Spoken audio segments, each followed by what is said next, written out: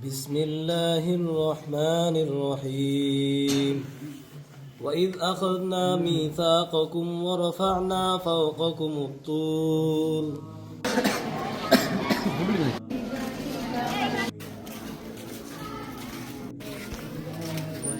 আসসালামু আলাইকুম রহমতুল্লাহি ওয়াবারাকাতুহ। প্রিয় প্রবাসী ভাই এবং বোন হল, আপনারা দেখরা এটা হইল নাজাত ইসলামী মার্কাজর একটা সেন্টার আব্দুল্লাহ ইবনে উম্মে মাকতুম রাদিয়াল্লাহু তাআলা আনহু অন্ধ মাদ্রাসা।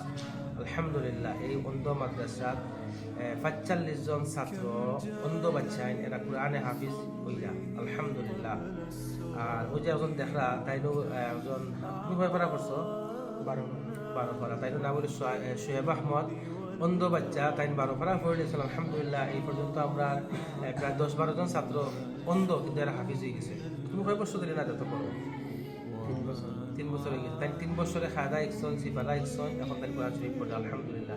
বিসমিল্লাহির রহমানির রহিম বালিল্লাযীনা কাফারু ইউকাযযিবুন ওয়াল্লাহু আ'লামু বিমা ইউ'উন ফাবাশশিরহুম বি'আযাবিন আলীম ইল্লাল্লাযীনা আমানু ওয়া আমিলুস সালিহাতি লাহুম আজরুন গায়রু মামনুন। মাশাআল্লাহ, শুকরান জাযীলা।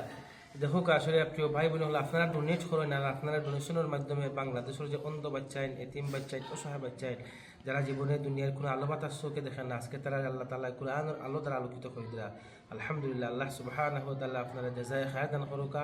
জাযাকুমুল্লাহু তাআলা আহসানাল জাযা।